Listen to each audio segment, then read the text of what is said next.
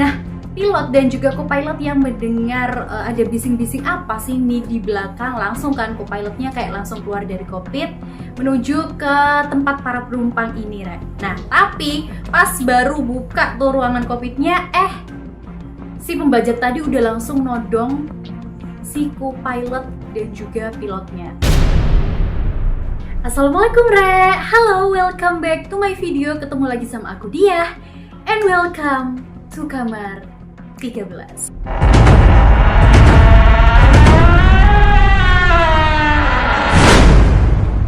Well, hari ini kita ketemu lagi. So, aku seneng banget karena hari ini aku akan menceritakan kepada kalian tentang salah satu sejarah besar yang pernah terjadi di Indonesia, di mana peristiwa ini adalah salah satu peristiwa yang pernah dialami oleh salah satu maskapai kebanggaan kita, yaitu Garuda Indonesia, yang ternyata salah satu pesawatnya ini pernah dibajak, Rek. Nah, kejadian ini adalah salah satu kejadian juga yang menjadi sejarah awal terbentuknya sebuah kelompok yang hebat. Ini kelompok adalah kelompok yang hebat dan kelompok favorit aku banget sih, karena memang dari kisah ini nanti kalian bakalan denger sendiri dan kayak bakal wow, ternyata Indonesia bisa kayak gini. Oke, daripada kalian penasaran, langsung aja kita masuk ke ceritaku hari ini. Tapi aku sebelumnya akan ingatkan lagi untuk kalian ya, Rek, klik dulu tombol like-nya, komen, share juga ke teman-teman kalian yang lain. Dan jangan lupa untuk subscribe supaya aku juga semakin semangat untuk menceritakan kisah-kisah aku selanjutnya.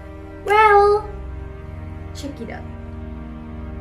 Oke, jadi peristiwa ini adalah peristiwa yang terjadi tepatnya pada tanggal 28 Maret tahun 1981. Cerita ini sendiri adalah salah satu cerita pembajakan yang memang benar-benar dialami oleh salah satu maskapai kita, adalah Garuda Indonesia. Jenis pesawatnya ini adalah pesawat Garuda Indonesia DC-9 atau biasa kita sebut dengan pesawat Woyla. Pesawat ini memiliki rute tujuan dari Jakarta ke Medan. Jadi berangkat dari Bandara Kemayoran pada saat itu. Jadi bandara di Jakarta ini masih di Kemayoran, menuju ke Medan. Tapi nggak langsung ke Medan karena pesawat ini transit dulu ke Palembang. Kemudian setelah transit mengisi bahan bakar dan juga lain sebagainya, pesawat ini lanjut lagi perjalanan ke Medan. Pesawat ini sendiri berisikan total semua dengan kru pesawatnya ada 48 orang, termasuk 3 orang pramugari dan juga pilot yang bernama Kapten Herman Rante dan juga co-pilotnya ini yang bernama Hedi Juantoro. Nah, pada awalnya ya, Rek, ketika pesawat ini berangkat dari Kemayoran menuju Palembang aman-aman aja, semua berjalan normal, gak ada kendala apapun. Nah, terus udah selesai isi bahan bakar, udah selesai transit, mereka lanjut lagi nih terbang ke Medan. Nah, di sini nih, 5 orang pembajak yang langsung berdiri dari kursi penumpang dengan mengeluarkan senjata tajamnya mereka. Nah, mereka langsung berdiri, langsung mengikat semua penumpang beserta pramugari. Nah, setelah mereka ini mengikat seluruh penumpang beserta 3 orang pramugari, mereka juga mengambil semua barang-barang berharga termasuk kayak dompet, handphone, mungkin ataupun alat-alat berharga lainnya yang dimiliki oleh penumpang, Rek. Nah, pilot dan juga co-pilot yang mendengar ada bising-bising apa sih nih di belakang, langsung kan co-pilotnya kayak langsung keluar dari kokpit menuju ke tempat para penumpang ini, Rek. Nah, tapi pas baru buka tuh ruangan kokpitnya, si pembajak tadi udah langsung nodong si co-pilot dan juga pilotnya. Nah, awalnya co-pilot ini ngira kayak nih bercanda nih, penumpang nih bercanda, lu bercanda lu bawa pistol-pistol segala. Tapi pas waktu pistolnya ini ditodong, dia lihat di situ ada peluru beneran. Udah bener-bener baru sadar kalau gila, pesawat ini udah dibajak. Si co-pilot dan juga pilotnya ini kayak oh my god gitu. Udah kan, langsung mereka berusaha tenang. Dia duduk lagi di bangku co-pilot, termasuk juga pilotnya juga. Nah, karena waktu itu mereka lihat di radar ada kayak pesawat juga yang melintas kayak mau papasan gitu kan.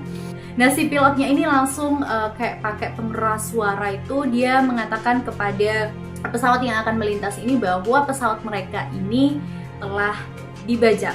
Nah, kemudian si pesawat yang papasan ini tadi langsung menyampaikan kepada pihak Garuda bahwa pesawat Woyla ini dibajak oleh para pembajak kan gitu.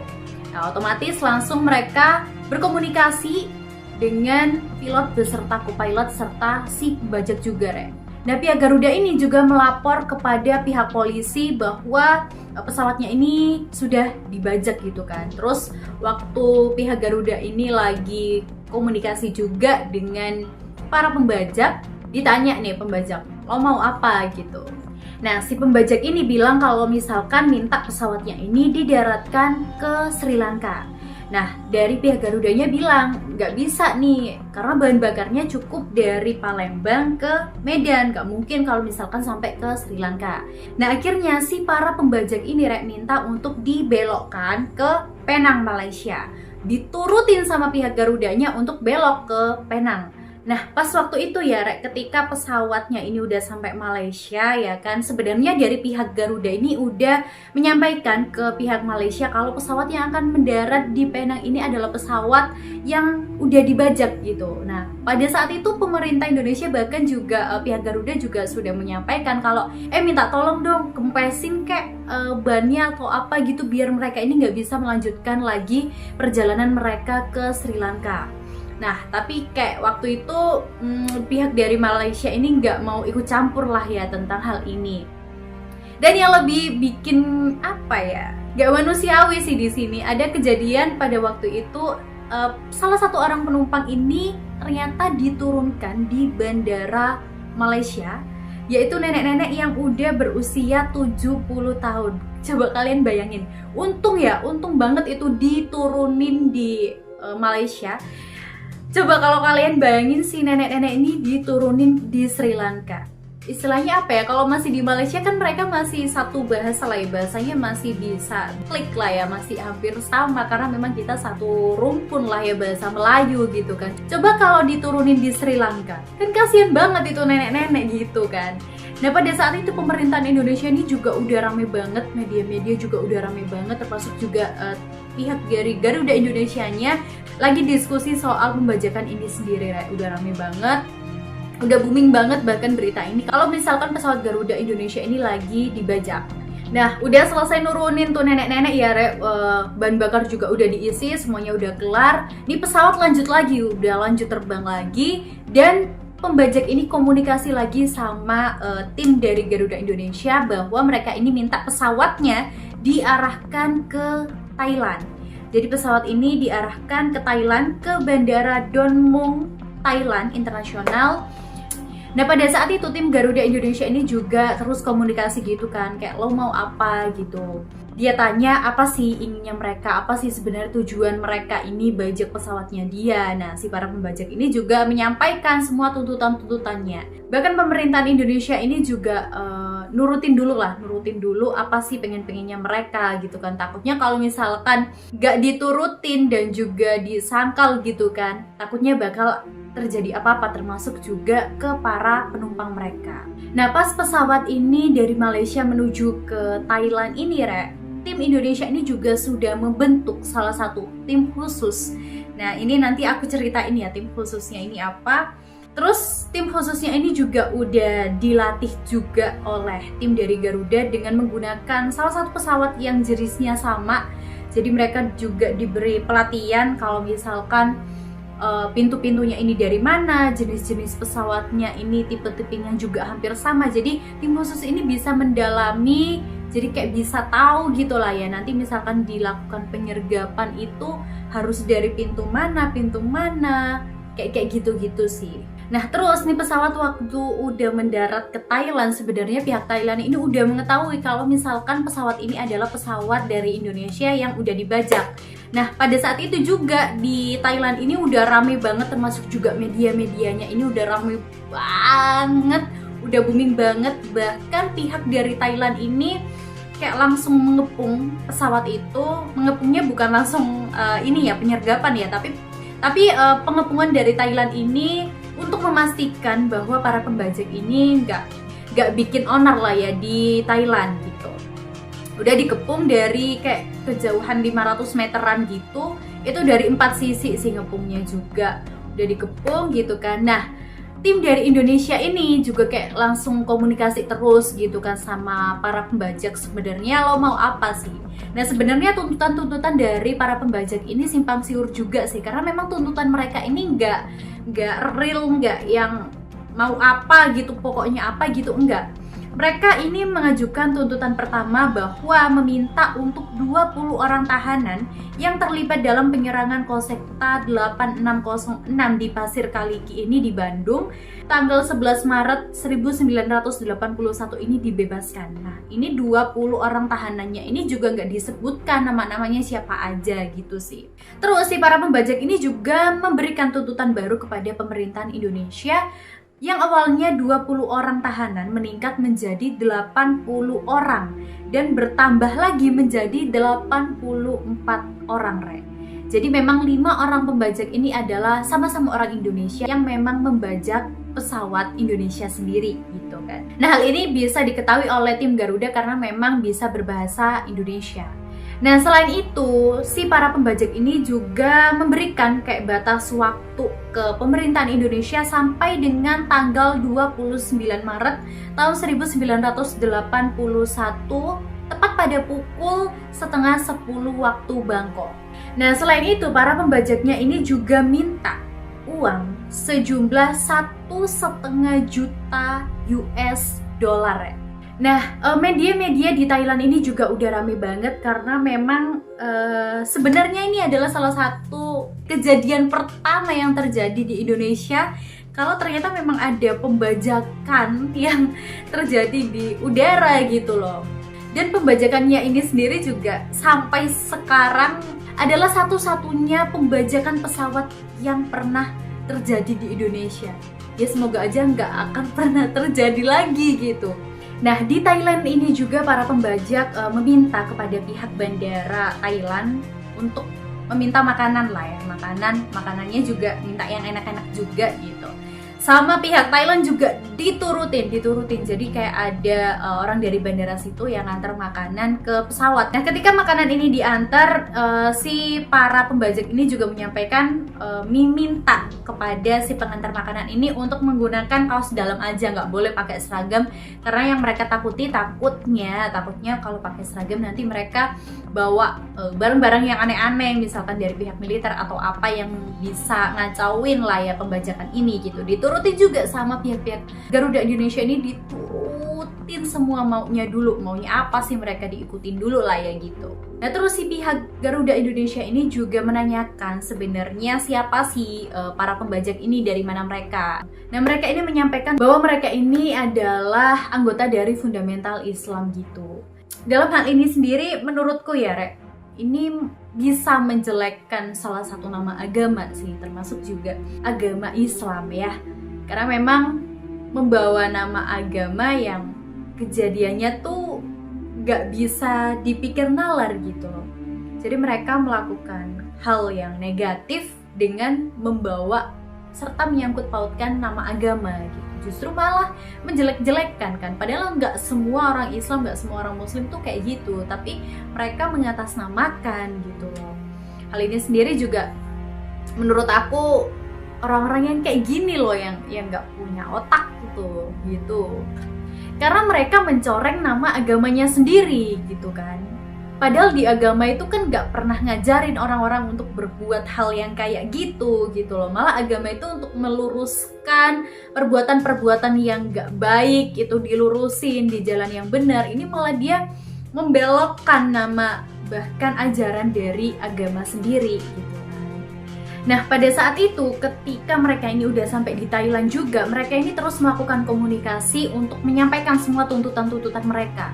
Salah satu tuntutannya para pembajak ini juga meminta untuk Adam Malik selaku wakil presiden pada saat itu diminta dicepot dari jabatannya. Selain itu, para pembajak ini juga menyampaikan kalau semua orang-orang Israel yang ada di Indonesia ini minta dikeluarin semua lah dari Indonesia gitu kan.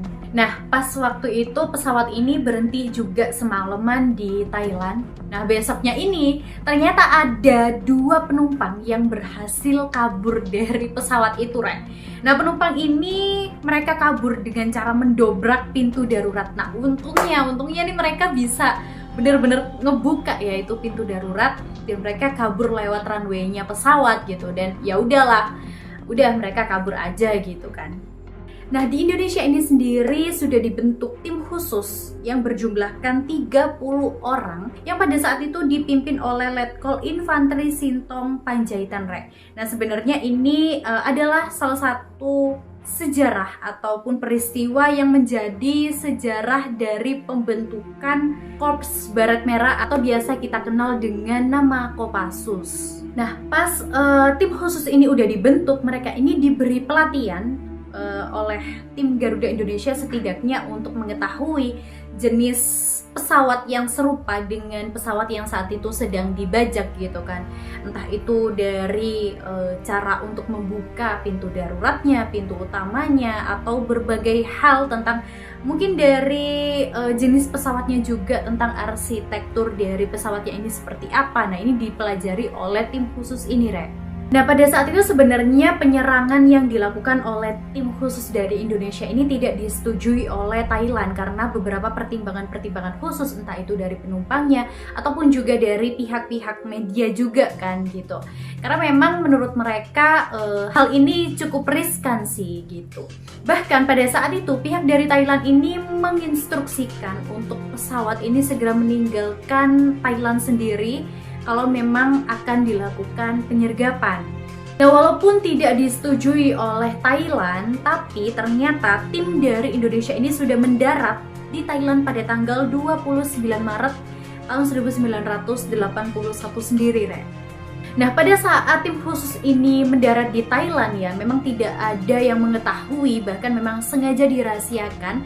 Bahkan ketika pesawat yang membawa tim khusus ini datang di Thailand, itu semua lampunya dimatikan, termasuk juga lampu runway-nya ini dimatikan. Jadi seolah-olah dari pihak pesawat ataupun dari pihak pembajak pesawat Waila ini tidak mengetahui kalau memang ada pesawat yang sudah mendarat di Thailand, yang itu memang berisikan oleh tim-tim khusus yang akan menyergap mereka. Bahkan para media yang sudah nunggu di Thailand ini nggak mengetahui tentang kedatangan tim khusus dari Indonesia ini sendiri gitu kan. Padahal pada saat itu media-media di Thailand ini udah rame banget, udah gencar banget. Mereka udah kayak kepo banget gitu kan tentang pesawat pembajakan atau pesawat Garuda Indonesia yang memang sudah dibajak ini. Nah, walaupun keinginan untuk melakukan penyergapan ini ditolak oleh Thailand ya, Rek, tapi untungnya pada tanggal 30 Maret tahun 1981 ini pihak dari Thailand ataupun juga Perdana Menteri dari Thailand ini menyetujui untuk dilakukannya penyergapan ke pesawat yang sudah dibajak ini.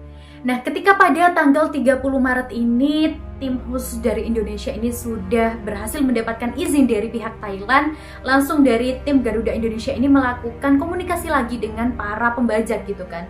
Nah, tim dari Garuda Indonesia ini mengatakan bahwa oke lah, semua tuntutan dari kalian ini akan dikabulkan oleh kita gitu kan. Nah, otomatis dong si para pembajak ini merasa kayak ya udah happy banget, mereka merasa kemenangan ada di tangan mereka.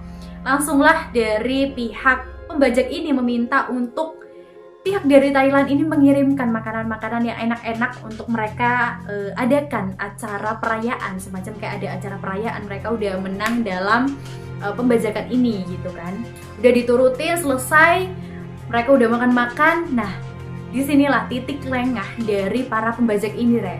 Nah, udah selesai para pembajak ini lengah ya, Rek. Nah, inilah pergerakan dari tim khusus yang akan menyergap pesawat yang telah dibajak ini. Mereka melakukan penyergapan ini tepat pada pukul jam 2 dini hari.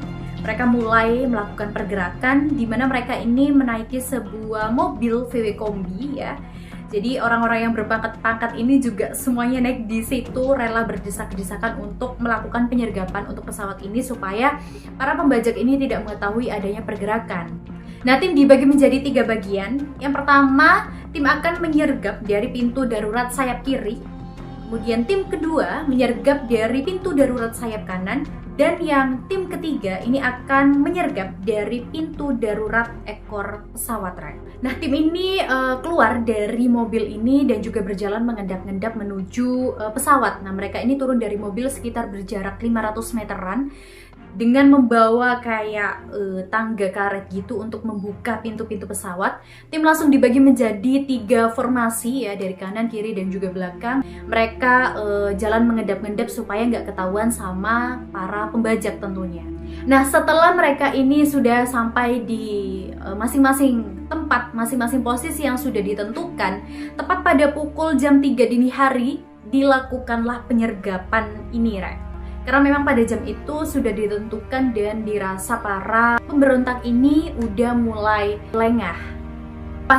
Pasukan ini udah siap gitu kan. Nah, akhirnya tim ketua ataupun pemimpin ini, yaitu Letkol Sintong Panjaitan ini, langsung memberikan instruksi kepada tim sayap kanan kiri, pokoknya semua udah masuk gitu kan. Tim yang pertama kali masuk ini adalah tim A. Mereka masuk, mereka mendobrak pintunya dan langsung menemukan 2 orang pembajak ini, langsung mereka baku tembak.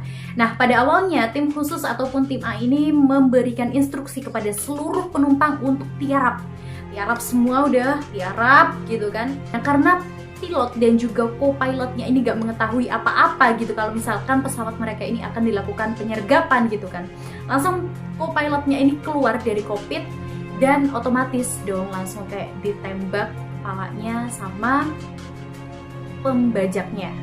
Nah, begitu juga para pembajak ini, dua-duanya langsung habis juga oleh tim khusus dari tim A. Nah, kemudian tim khusus lainnya langsung masuk dan juga menemukan 2 orang pembajak juga gitu. 2 orang pembajak ini juga terjadi baku tembak, bahkan salah satu pembajak ini juga melepaskan granat. Coba kalian bayangin, granat dibomin di pesawat. Coba apa yang terjadi pada saat itu kalau misalkan granat itu bener-bener bisa meledak gitu kan. Tapi sayangnya pada saat itu mungkin granatnya ini nggak kelepas sempurna, jadi pada saat itu granatnya nggak bisa meledak gitu. Dan setelah dilakukan baku tembak ini, kedua pembajak ini juga udah langsung kayak dead gitu kan, udah mati di tempat gitu. Nah, tinggal 1 orang pembajak ini, nah dia nggak diketahui keberadaannya, Rek. Nggak diketahui keberadaannya, bingung kan? Semua tim ini udah bingung, di mana yang satu lagi nih, di mana gitu kan. Nah, memang pada saat itu ada kejadian yang memilukan juga sih, karena gimana kita kehilangan kapten dari pesawat ini sendiri. Kemudian ternyata ketua dari tim 3 yaitu Ahmad Gerang ini juga meninggal dunia ketika melakukan penembakan dengan para pembajak ini sendiri, Rek, gitu. Katanya tim ketiga ini juga kecepatan masuknya, mereka kecepatan sebelum waktunya mereka keluar gitu, tapi mereka udah keluar duluan gitu kan. Nah, saat operasi ini sendiri juga ada kebingungan sih, karena memang 1 pembajak lagi ini belum ditemukan, kemana nih, orang larinya kemana.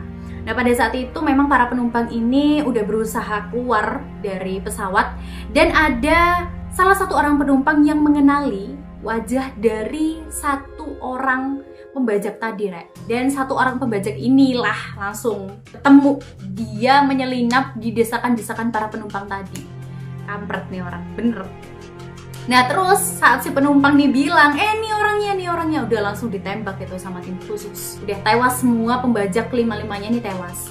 Nah, setelah penyergapan ini selesai ya, Rek, ternyata pembajakan pesawat ini dipimpin oleh Imron Muhammad Zain yang memang diketahui setelah dirinya ini pulang dari Arab pada tahun 1977. Dirinya ini sering melakukan khotbah-khotbah gitulah ya, dan memang terkenal sebagai orang yang anti pemerintah. Nah, hal ini juga dibuktikan ternyata ada salah satu intel yang menyamar masuk sebagai jamaah Imron pada tahun 80-an ya, yang bernama Najamuddin. Nah, dirinya ini memberikan info bahwa kelompoknya Imron ini ingin membentuk negara kita ini menjadi negara Islam. Jadi, kelompok Imron ini ingin membentuk ataupun mendirikan negara Islam Indonesia atau disingkat dengan NII. Dan ternyata jamaah dari Imron ini juga terlibat dalam penyerangan Kosekta Cisendo yang tadinya aku udah bilang ya di awal bahwa ini juga sumber persenjataan tim-tim ataupun para pembajak pesawat tadi, Rek. Tapi sayangnya salah satu intel yang bernama Najamuddin ini penyamarannya terbongkar dan dirinya ini juga dibunuh. Nah, Najamuddin ini dibunuh setelah dirinya ini melapor akan ada rapat penting komando jihad beberapa hari sebelum dilakukannya pembajakan pesawat Garuda Indonesia ini. Nah, diduga pada saat itu tim Imron ini melakukan diskusi tentang pembajakan yang akan dilakukan ke pesawat Garuda Indonesia. Nah, pada saat itu Najamuddin ini karena memang udah tertangkap basah gitu kan, kalau misalkan dirinya ini melapor kepada pemerintahan Indonesia, ya udah, bye juga di situ dia. Dan Imron ini sendiri berhasil ditangkap dan juga dieksekusi mati pada tahun 1983. Memang terlepas dari itu semua, apapun itu, sejak terjadinya pasukan khusus ini dibentuk untuk operasi Woyla ini sendiri, yang menjadi cikal bakal terbentuknya pasukan anti teror Detasemen 81 Kopassus, yang memang angka 81 ini sendiri diambil dari tahun pembajakan pesawat Garuda Indonesia sendiri, Re. Nah, kalau kita ngomong konspirasi, sebenarnya dari kasus ini masih banyak banget konspirasinya ya. Kalau kalian penasaran apa aja konspirasi-konspirasi dari kasus ini sendiri, kalian bisa langsung aja komen di bawah kalau misalkan aku mau bahas ya. Atau kalau misalkan kalian masih kepo banget, kalian bisa cari tahu aja di Google, itu banyak banget konspirasi-konspirasi dari kasus ini sendiri. Nah, sebenarnya kalau ngomongin sejarah ya, aku sebenarnya memang udah suka banget sih ya sama yang namanya sejarah, apalagi sejarah dari negara kita sendiri. Atau kalau misalkan kalian ingin aku menceritakan sejarah-sejarah di Indonesia, kalian bisa langsung aja komen di bawah dan nantinya pasti akan aku bahas di video-videoku berikutnya. And see you next video. Bye bye.